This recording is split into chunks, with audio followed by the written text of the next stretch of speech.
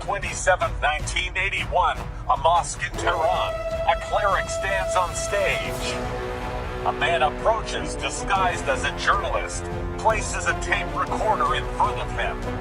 But that recorder, it was a bomb, explosion, blood, screams, chaos. The cleric survives, but his right arm is paralyzed forever, his voice forever softened. Yet this is the same man who, just 8 years later, becomes the supreme leader of Iran. Who was this figure? How did a boy from a poor family, enduring prisons and near death, rise to become the most powerful man in the country? This is the story of Ayatollah Ali Khamenei, from poverty to supreme power. Today, we uncover the secrets of his life, secrets you've never heard before. Stick around till the end, because this is only the beginning. On June 27, 1981, in the Abuser Mosque in Tehran, a routine Friday gathering turned into a moment of sudden danger. Ali Khamenei, then a prominent Shia cleric and rising leader in Iran's new Islamic Republic, had come to speak to the congregation and lead prayers. He was already a trusted figure, close to Ayatollah Khomeini and active in the revolution's early days. As he stood at the front, answering questions from those gathered, a young man approached. Dressed as a journalist, he carried a small tape recorder. He placed it carefully on the table directly in front of Khamenei, explaining that it would record the discussion for a news report. Khamenei continued speaking calmly, unaware of the threat. After about a minute, the recorder made a strange, high-pitched whistling sound. Then it exploded with great force. The blast sent pieces flying, filling the mosque with smoke and noise. People cried out in shock and pain as they fell or tried to take cover. Khamenei was struck hardest. The explosion severely damaged nerves in his right arm, leaving it almost completely paralyzed from that day forward. His neck and vocal cords were also injured, changing his voice permanently. It became softer and more strained, something noticeable in all his later speeches and addresses. He was rushed to Pahlavi Hospital in critical condition. Doctors worked quickly to treat him. Remarkably, he survived the attack. Inside the broken remains of the tape recorder, a message was found written on the inner part, a gift from the Forkan Group to the Islamic Republic. The Forkan Group was a small, radical militant organization formed in the late 1970s. They held an extreme anti-clerical view of Islam, believing true rule should follow only the Quran and Prophet's example, without mullahs or ayatollahs holding state power. To them, the Islamic Republic under Khomeini and figures like Khamenei represented a dangerous mixing of religion and politics. Between 1979 and 1981, Forkan carried out several assassinations and bombings against revolutionary officials and clerics. Their attack on Khamenei fit this pattern of targeting those they saw as symbols of the new system. In mid-1981, Iran was in turmoil. The war with Iraq raged on, draining lives and resources. The economy struggled under sanctions and shortages. Inside, the regime faced resistance from the People's Mojahedin Mek, ethnic separatists, and Shah loyalists. The government responded with arrests, trials, and executions to hold control. Violence, including targeted killings, was sadly common in those early years. For Khamenei, surviving the bombing became a symbol of resilience. His paralyzed right arm and quieter, strained voice remained lifelong marks of sacrifice. These visible reminders never stopped him from public life. Instead, he moved forward quickly. Within months, he was elected president of Iran. In 1989, after Khomeini's death, he was chosen as supreme leader, a role he has held for over 35 years. How did a man who nearly died in a mosque rise to lead the nation so long? What early life, family, education, and struggles shaped this path? We begin at the start in Mashhad, northeastern Iran, during the Pahlavi era, when the country was very different from today's Islamic Republic. Please stay with us. The full story of Ayatollah Ali Khamenei, from modest beginnings through danger to supreme power, is only beginning. We now turn to the early years of Ali Khamenei, beginning with his birth and childhood in the holy city of Mashhad. He was born on July 17, 1939, in Mashhad, the capital of Khorasan province in northeastern Iran. At that time, the country was officially known as the Imperial State of Iran, ruled by Reza Shah Pahlavi until 1941, and then by his son Mohammad Reza Shah Pahlavi. This was long before the 1979 Islamic Revolution. Iran was a monarchy with a mix of traditional and modern influences. There is some minor dispute about the exact date. Some records and family accounts suggest April 19, 1939, but July 17 is the date most widely accepted and used in official biographies. He was given the name said Ali Khamenei. The title said indicates descent from the Prophet Muhammad through his daughter Fatima and son-in-law Imam Ali, a lineage respected in Shia communities. Mashhad is one of the most sacred cities in Shia Islam. It is home to the shrine of Imam Riza, the 8th Imam of 12 or Shia, who died there in 818 AD. Millions of pilgrims visit every year, making Mashhad a center of religious learning, scholarship, and devotion. The city has long been known for its mosques, seminaries, Hawza, and deep-rooted Shia traditions. Growing up in such a place naturally shaped young Ali's early worldview. His father was Javad Khamenei, a Shia cleric originally from the village of Khamenei in East Azerbaijan province in northwestern Iran. The family name comes from this village. Javad was of Azeri ethnicity, part of Iran's largest ethnic minority after Persians. Azeris are concentrated in the northwest and share cultural and linguistic ties with the Republic of Azerbaijan to the north. Javad had studied religious sciences in Najaf, Iraq, one of the holiest cities for Shia Muslims, home to the shrine of Imam Ali. After completing his studies, he moved to Mashhad, where he became a respected local cleric. Javad married Khadija Murtamadi as his second wife. Together they had 8 children, with Ali being one of the middle ones. The family lived a modest, simple life. They were not wealthy, material comforts were few. Javad often led Friday prayers at local mosques and was consulted by community members on religious and personal matters. Despite limited means, the family held high respect in Mashhad because of Javad's knowledge and piety. Ali's mother, Khadija, was well educated for her time. She taught her children about Persian history, literature, poetry, and art to subjects that stayed with Ali throughout his life. He has often spoken of his childhood home as humble, a small one-room house with a basement, simple meals of bread, dates, and raisins, and few possessions. While some see this as a modest exaggeration for emphasis, it reflects the family's austere lifestyle focused on faith rather than wealth. From a very young age, Ali's education was guided by his father. Javad Khamenei was a mujtahid, a high-level Shia scholar qualified to interpret Islamic law independently. He directed Ali's early religious studies at home and in local settings. The boy learned Quran recitation, basic Arabic, Persian literature, and Shia theology step by step. The family environment emphasized discipline, prayer, and moral values. Ali and his siblings grew up helping at home, attending mosque gatherings, and listening to their father's teachings. Several of his brothers and sisters later became prominent in Iranian society, some as clerics, others in politics or academia. For example, his younger brother Hadi Khamenei served in parliament from 2000 to 2004 and was part of reformist clerical circles that sometimes differed with Ali on governance issues.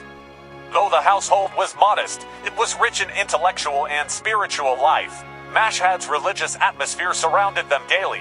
The golden dome of Imam Reza's shrine visible from many parts of the city, pilgrims filling the streets, and constant sounds of azan calls and recitations. This setting planted deep roots of Shia devotion in young Ali. His mother played an important role too. She shared stories of Persian kings, poets like Hafiz and Sadi, and historical events, helping him develop an appreciation for Iran's cultural heritage beyond religion. These early influences, faith from his father, culture from his mother, shaped his lifelong interest in both religious scholarship and Persian literature. By the mid-1950s, as a teenager, Ali began more formal studies under leading scholars in Mashhad, such as Ayatollah Sheikh Hashim Qazvini.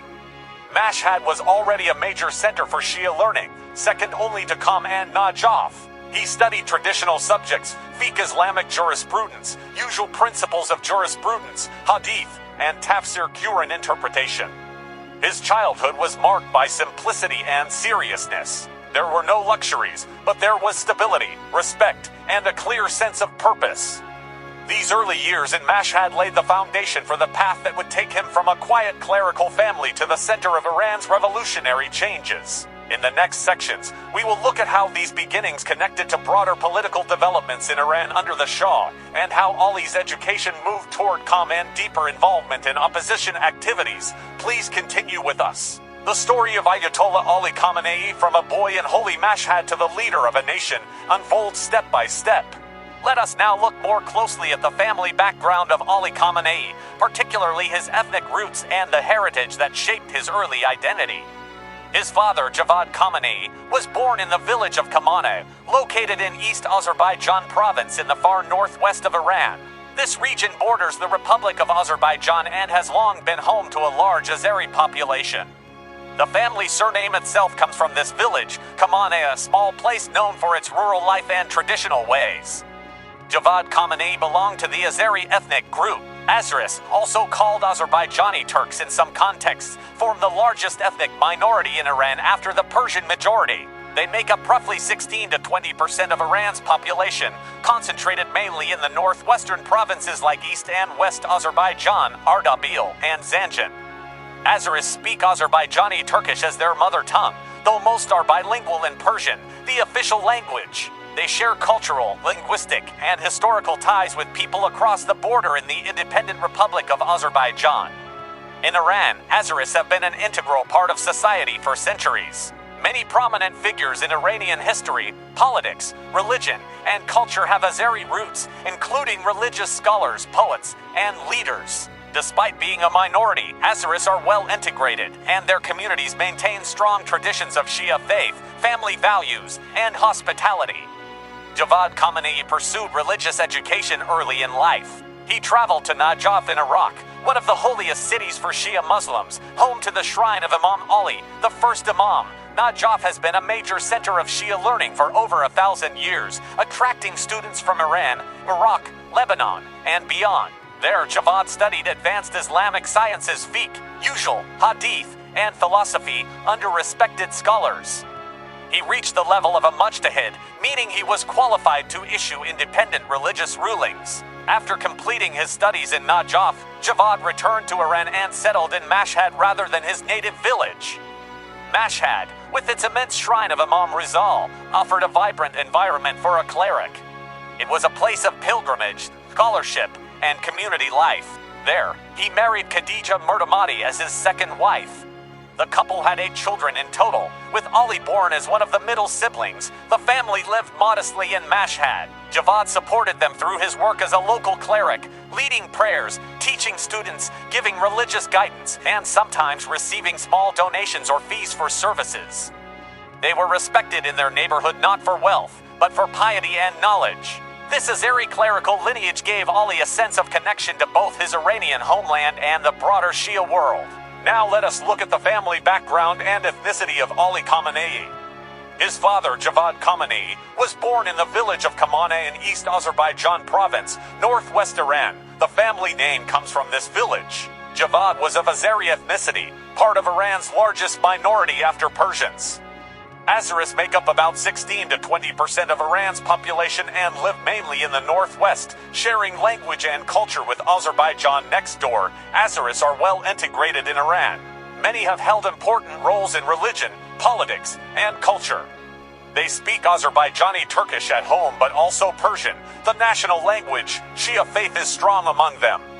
Javad studied religious sciences in Najaf, Iraq, a holy Shia city with the shrine of Imam Ali. There he became a mujtahid, qualified to interpret Islamic law. After studies, he settled in Mashhad, not his village, because of its great shrine of Imam Riza and its role as a center of Shia learning. In Mashhad he married Khadija Murtamati as his second wife. They had 8 children, with Ali among the middle ones. The family lived simply. Javad earned respect as a local cleric, leading prayers, teaching, and advising people. They had little wealth but much community honor due to his piety and knowledge. This Azeri clerical background gave Ali roots in both Iranian unity and Shia tradition. Ali's mother, Khadija Murtamati, was from a Persian-speaking family. She was educated and taught her children Persian history, literature, poetry, and art. While the father gave religious guidance, she added cultural knowledge of stories of poets like Hafiz and Sadi and Iran's past.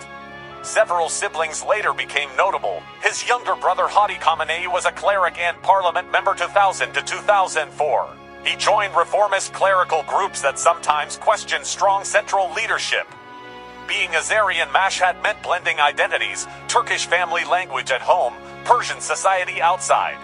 Azeris have long been loyal to Iran, contributing to its culture and defense. The Khamenei home mixed Azeri heritage with Mashhad's Persian Shia atmosphere. Daily life was modest and disciplined, prayers, cure and study, simple meals, no luxuries. Javad sometimes traveled to Najaf, leaving Khadija to run the home. The children grew up with faith, moral values, and family closeness. This foundation, Azeri roots, religious scholarship, humble life in holy Mashhad shaped Ali's sense of identity as Iranian, Shia, and devoted to faith over material things. Next, we will see how these beginnings led to his early education and the wider changes in Iran. Please stay with us. The story of Ayatollah Ali Khamenei continues from this family heritage. Let us now turn our attention to the childhood education and austere upbringing of Ali Khamenei in the city of Mashhad during the 1940s and 1950s, a period when Iran was still under the Pahlavi monarchy and the winds of political change were beginning to stir across the country. From his very earliest years, young Ali's learning was carefully guided by his father, Javad Khamenei, who was not only a devoted family man, but also a respected Shia cleric holding the rank of Mujtahid, a scholar qualified to interpret Islamic law independently. Javad believed that religious and moral education should begin at home, long before any formal school or seminary. So even as a small boy, Ali sat with his father for daily lessons. These started with the fundamentals, correct recitation of the Quran, proper pronunciation of Arabic letters and words, understanding the simple meanings of short verses, and memorizing easy surahs from the Holy Book. Javad was patient but firm, repeating passages until Ali could say them perfectly. As the years passed and Ali grew into boyhood, the studies naturally became broader and deeper. He learned to read and write Persian fluently, practiced basic arithmetic for everyday needs, and was introduced to introductory Shia theology. His father told him stories of the 12 imams, their lives, their struggles for justice, their patience in the face of hardship, and the principles of faith that guide Shia Muslims. These sessions were not rushed. They took place in quiet moments after prayers or in the evenings when the house was still. Javad often used simple examples from daily life to explain complex ideas, helping his son see religion not as distant rules, but as a living guide for character and conduct. The family home itself reflected the same spirit of simplicity and focus on essentials. They occupied a modest one-room dwelling in a traditional quarter of Mashhad, with a small basement used for storage and perhaps shelter during colder months. The interior was sparse, a few woven rugs on the floor, some cushions for sitting, a low wooden table for meals and study, and shelves lined with religious books, Qurans, and a few volumes of Persian poetry and history. In the earliest years, there was no electricity. Light came from oil lamps or candles. Even when basic electricity arrived later, it was used sparingly. The kitchen was simple, a clay oven for baking bread, a few pots, and a samovar for tea.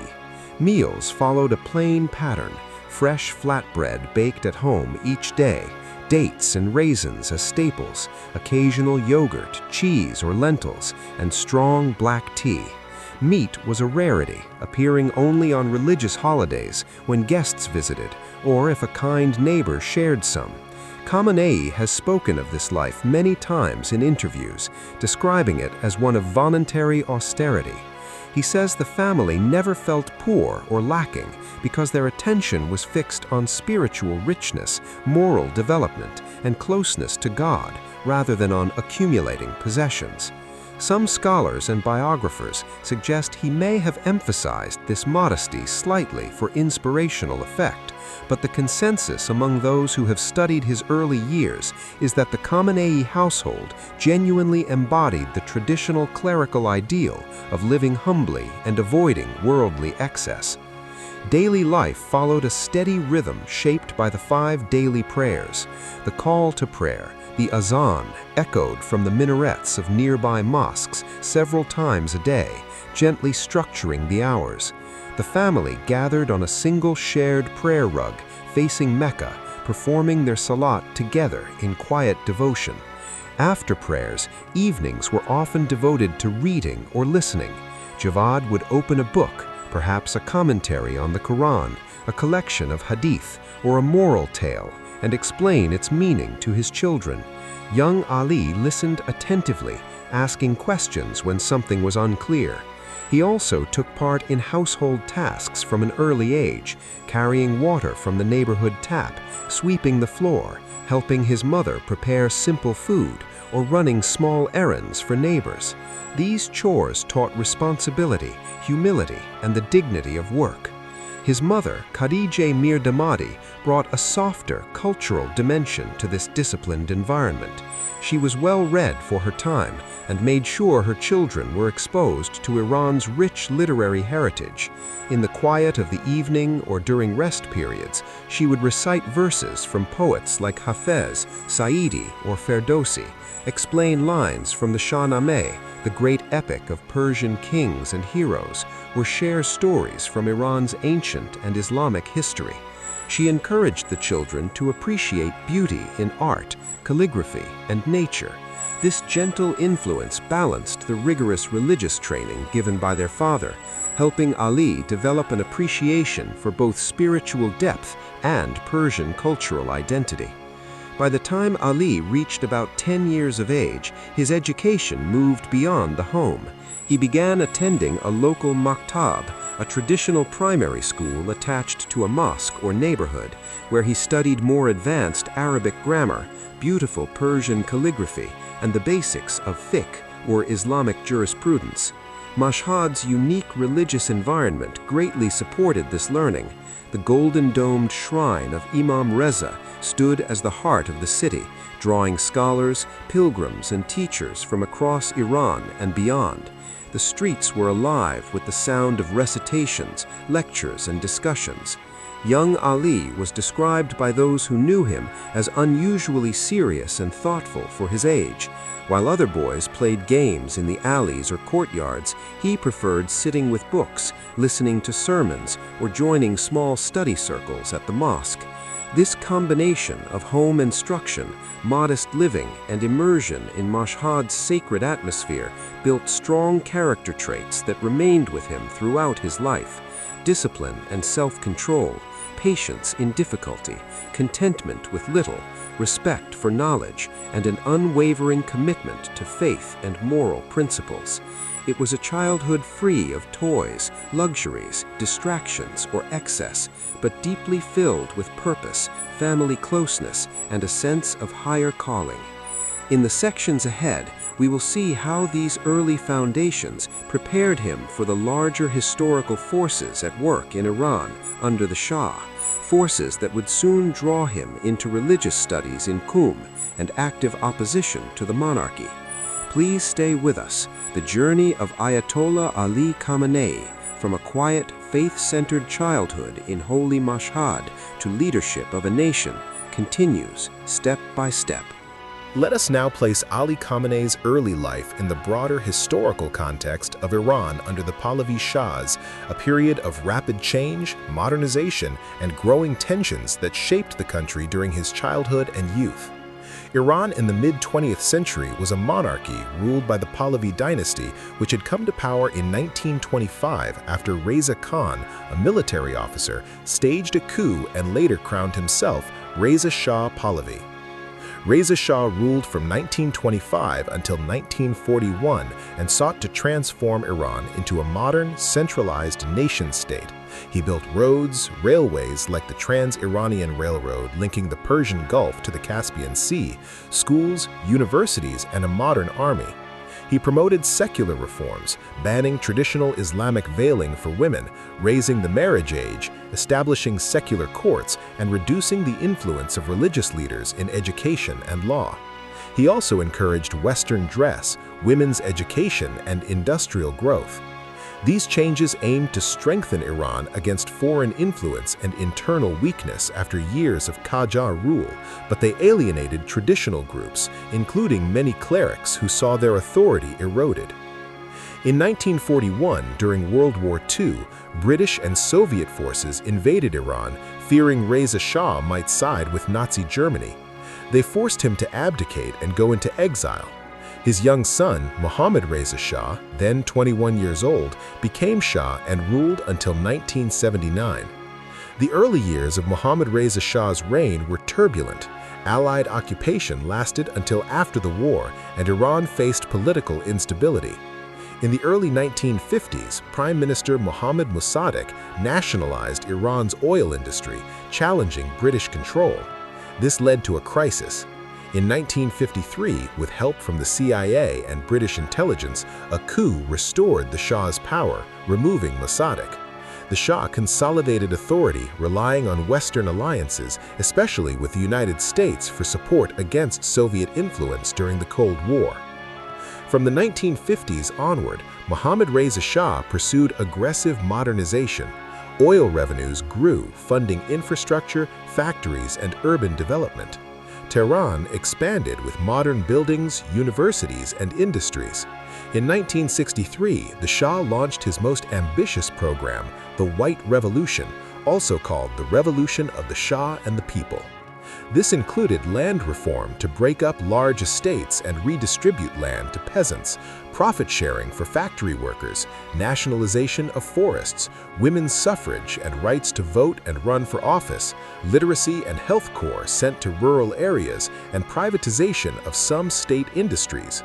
The program aimed to end feudalism, boost education and health, and create a modern industrialized society.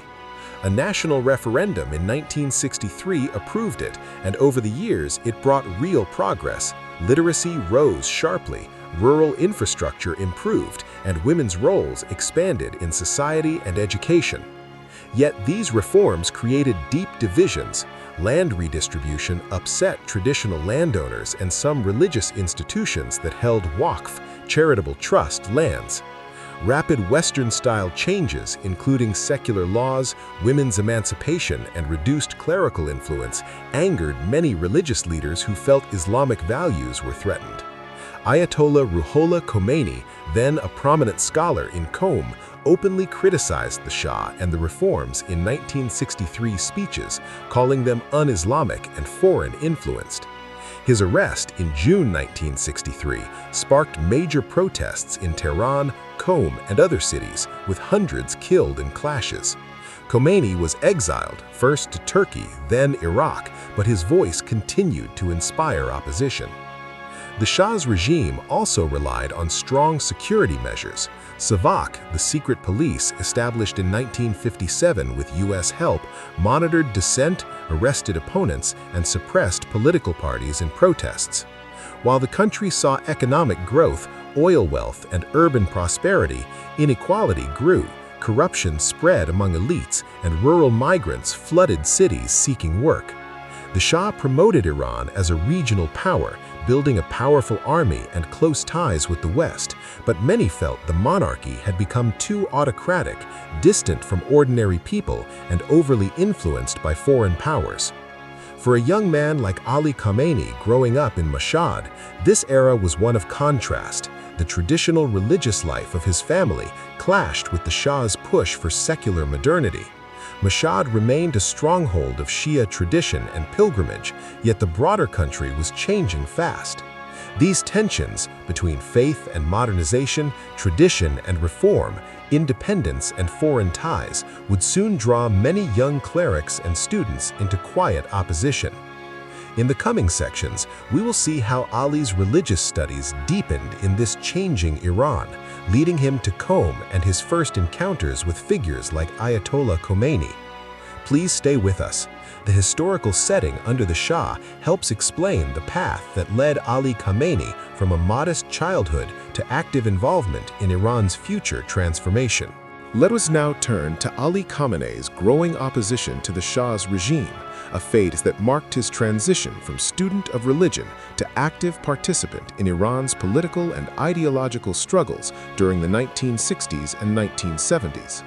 By the early 1960s, Khamenei had returned from Qom to Mashhad to care for his aging father, who had become blind in one eye. This family duty meant he did not complete the full advanced training in Qom or Tehran that some later considered essential for high clerical rank. Yet his studies and exposure to Khamenei's ideas had already formed strong views on the need for Islamic governance and resistance to secular rule. The turning point came with the White Revolution of 1963. The Shah's program of land reform, women's suffrage, literacy campaigns, and other modernizing measures was presented as progress, but many religious leaders saw it as a threat to Islamic traditions and clerical authority. Ayatollah Khamenei from Qom openly denounced the reforms as un-Islamic and influenced by foreign powers, particularly the United States and Israel. His speeches led to his arrest in June 1963, sparking nationwide protests in Tehran, Qom, Mashhad, and other cities. Hundreds were killed in clashes with security forces. Khamenei, then in his mid-20s, supported Khamenei's stance. Though not yet a public leader, he quietly aligned with the opposition clerical network. In the years that followed, Khamenei became more active. He helped translate and promote works by modern Islamic thinkers. In 1967, he translated Sayyid Qutb's book, The Future in the Islamic Lands, from Arabic to Persian, and wrote a foreword declaring that the future belongs to Islam. Qutb's ideas on religious revolution against secular governments influenced many young activists. The Shah's secret police, Savak, banned the book, and Khamenei faced his first arrests. Between 1963 and the late 1970s, he was detained several times, sometimes for months, for speeches, distributing materials, or associating with dissidents. One prolonged detention came in 1975 in Tehran, where he spent January to August in solitary confinement with his family unaware of his location. Despite these hardships, Khamenei continued his work. He traveled across Iran giving sermons and lectures in mosques, criticizing the Shah's policies, Western cultural influence, and the regime's repression. He emphasized the need for an Islamic society based on justice, independence, and resistance to foreign domination. In 1977, he helped found the Association of Combatant Clerics, a group of religious figures dedicated to opposing the monarchy and promoting Islamic governance. This organization played a key role in mobilizing clerics and students during the later stages of the revolution. Khamenei's opposition was not armed or violent, it was intellectual, religious, and organizational. He read Western books, including works by John Steinbeck, to understand the mindset of the West, though he remained critical of its cultural and political impact on Iran. His family life remained modest. In 1964, he married Mansoureh Khojesta Bagherzadeh, and they had 6 children. Mansoureh supported his mission, accepting the risk of arrest from the start of their marriage and providing stability during his imprisonments. As the 1970s progressed, unrest grew. Economic problems, inequality, corruption, and heavy-handed security measures fueled discontent. The 1978 Cinema Rex fire in Abadan, which killed over 400 people, was blamed on the regime, though later evidence pointed elsewhere, intensifying anger. Protests spread, and the Shah's government pressured Iraq to expel Khamenei from Najaf. Khamenei moved to France, from where his messages reached Iran via cassette tapes and pamphlets. Khamenei remained in Iran, continuing his quiet but persistent opposition. He distributed Khamenei's statements, organized small gatherings, and encouraged resistance through faith and moral argument. By late 1978, mass demonstrations filled the streets, and the regime began to crumble. Khamenei's role in this period was that of a committed cleric who bridged religious scholarship with political activism. His arrests and restrictions only strengthened his resolve.